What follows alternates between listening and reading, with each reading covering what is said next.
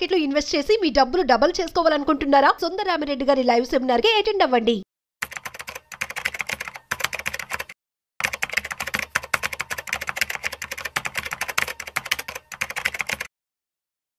Hello అండి, నమస్తే. నమస్తే.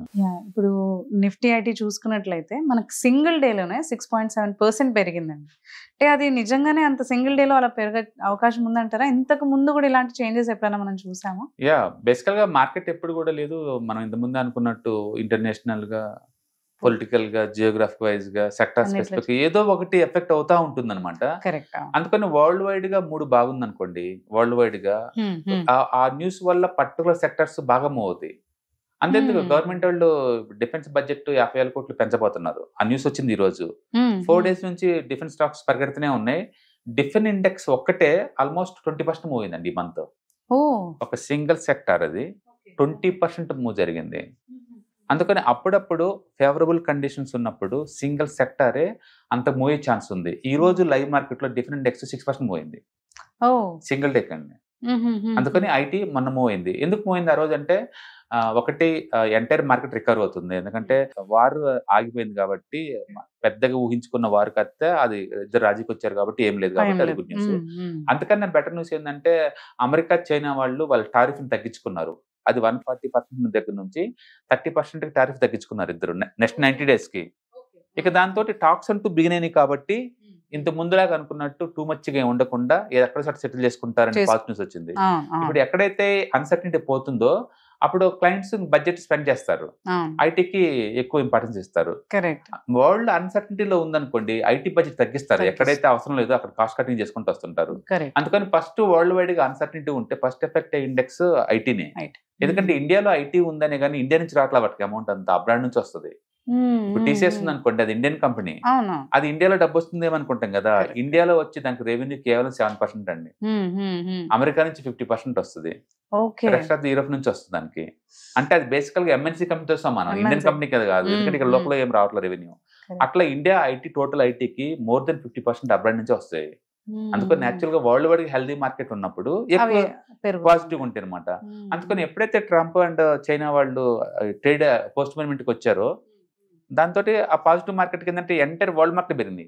ఆ రోజు ఈవెన్ అమెరికాలో కూడా రీసెంట్ గా సింగిల్ డేలో నాస్డాక్ 9% పెరిగింది.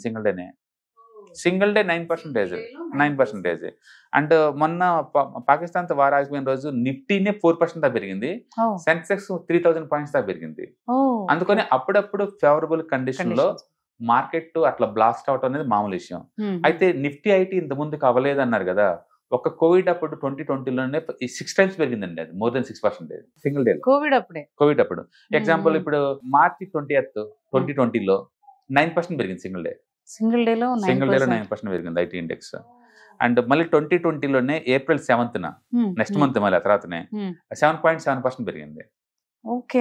అండ్ 3rd 2025లో అండ్ ఇప్పుడు మొన్న అనమాట 6.7% పెరిగింది. అంటే వీటన్నిటితో పోల్చుకుంటే ఇప్పుడు కొంచెం తక్కువే, బట్ సింగిల్ డేలో మరి 2020లో అయితే మార్చి మంత్ 2020లో మార్చి 24th 6% పెరిగింది. 2020లో మళ్ళీ సెప్టెంబర్ 15th మళ్ళీ 5% పెరిగింది. 2020లో ఏప్రిల్ 30th 5% పెరిగింది. 2020లో మళ్ళీ అక్టోబర్ 14th 4% పెరిగింది. అట్లా 2020లోనే ఆ కోవిడ్ పుణ్యం అంటూ వర్క్ ఫ్రమ్ హోమ్స్ ఇచ్చారు కదా, ఐటీకి ఫేవరబుల్ మార్కెట్ అనమాట. ఐటీ మ్యాక్సిమం ఒక టైంలోనే ఆల్మోస్ట్ 6 times పెరిగిందండి, మోర్ దెన్ 5 to 7% చొప్పున. అందుకని ఒక సెక్టార్కి ఫేవరబుల్ ఎన్విరాన్మెంట్ వచ్చినప్పుడు సెంటిమెంటల్ ఇంప్రూవ్ అవుతాయి కాబట్టి ఒక్కసారిగా మూవ్ అవుతాయి. అది కామన్ స్టాక్ మార్కెట్లో అప్పుడప్పుడు.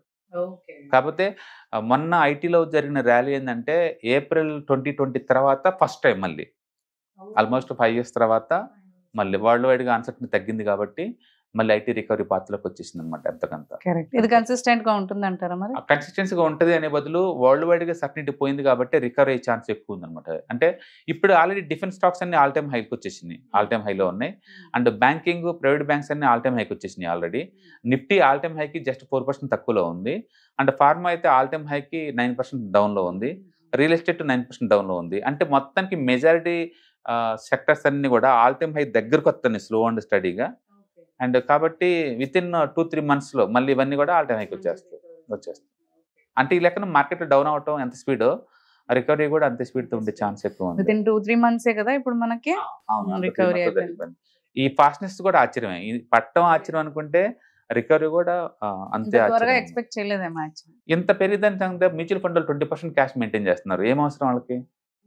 20% క్యాష్ ఐడియల్ గా పడేశారు పక్కన వాళ్ళు. ఎందుకంటే ఆ రికవరీ వాళ్ళని సర్ప్రైజ్ చేస్తుంది. ఆ రికవరీ ఆ స్పీడ్ వాళ్ళని సర్ప్రైజ్ చేస్తామంట. అంటే చాలా మంది అనుకుంటారు FIS DIS కొంటున్నారు కాబట్టి ఇది అలా పెరుగుతుంది అనుకుంటున్నారు. మీరు కనుక నిఫ్టీ మొన్న 900 పాయింట్స్ పెరిగిన రోజు, సెన్సెక్స్ 3000 పాయింట్స్ పెరిగిన రోజు చూసుకుంటే వాళ్ళకి 1000 కోట్లు పెట్టింది, వీళ్ళకి 1000 కోట్లు అంతే పెట్టింది. అందుకని వాళ్ళు పెడితే ఇది పరిగెత్తుకుంటే బాధ్యత, వాళ్ళు పెట్టకపోతే ఆగిపోద్ది అనే అంటే ఇప్పుడు బదులు తగ్గిపోయింది అంటున్నారు కదా వాళ్ళు 16%. ఓవరాల్ గా ఎక్కువ బయింగ్ కళ్ళు ఉంటేనేమో ఫాస్ట్ మూవ్ అవుతుంది, ఓవరాల్ సెల్లింగ్ ఉంటేనేమో ఆగుతుంది అంతే. మొత్తానికి ఇప్పుడు ఇండియన్ మార్కెట్ లో ఎక్కువ DIs కంట్రోల్ చేస్తున్నారు. ఈ మొన్న వార్ వల్ల అది తగ్గిపోయింది అంటారా? అలానే ఏం లేదు, సెంటిమెంటల్ గా ఆ రోజు ప్యానిక్ తో అమ్మారు, తక్కువ వాల్యూమ్ తోటి పడింది. మళ్ళీ తర్వాత రికవరీ అప్పుడు క్విక్ గా మళ్ళీ ఎక్కువ వాల్యూమ్ తో పెరిగింది. మొత్తానికి మార్కెట్ స్టేబుల్ అవుతున్నాయండి. మేబీ ఒక 1 month ఇలా 25,000 దగ్గర మళ్ళీ ఆగి మళ్ళీ ఆల్ టైమ్ హై దగ్గర పోయే ఛాన్స్ ఎక్కువ ఉంది. కాబట్టి మనం అనుకున్న దానికంటే స్పీడ్గా రికవర్ అవుతున్నట్లు లెక్క. ఒకటే గుర్తు, గోల్డ్ ఎప్పుడైనా డ్రాప్ అవుతుంది అనుకోండి, ఈక్విటీకి మంచి స్టెబిలిటీ వచ్చినట్లు లెక్క.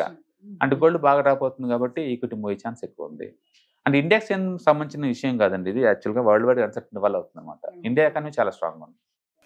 ఓకే అండి, thank you. Number of programs మేము చేసామంటే ETFs, index funds, mutual funds మీద కొన్ని వందల వీడియోస్ ఉన్నాయి ఆల్రెడీ. ఎవరైనా సరే ఒక స్ట్రక్చరల్ వేలో కనుక ETFs, ఇండెక్స్ ఫండ్స్ మీరు నేర్చుకోవాలనుకుంటే, అండ్ ఎవరైనా కొంచెం మనీ ఉండి అండ్ ప్రొఫెషనల్ వేలో మీరు దాన్ని మేనేజ్ చేసుకుందాం అనుకుంటే కనుక మనం ఎవ్రీ మంత్ కూడా అండ్ ఆన్లైన్లో అండ్ ఆఫ్లైన్లో కూడా ETFs, index funds and mutual funds మీద ఆన్లైన్ వెబినార్స్ లేదా క్లాస్ రూమ్ ట్రైనింగ్లో కూడా ప్రోగ్రామ్స్ కండక్ట్ చేస్తున్నారు. అండ్ ఈ month next coming Sunday and అమీర్పేటలో RCP టెక్నాలజీలో కూడా ETFs, index funds, mutual fund మీద క్లాస్ రూమ్ ఎన్విరాన్మెంట్లో మీకు ట్రైనింగ్ ఇవ్వబడుతుంది. ఎవరైనా ఇంట్రెస్ట్ పార్టిసిపెంట్స్ అనుకుంటే మీరు కింద స్క్రోల్ అవుతున్న నెంబర్ పైన కాల్ చేసి మీరు సీట్ని బుక్ చేసుకోండి. Thank you.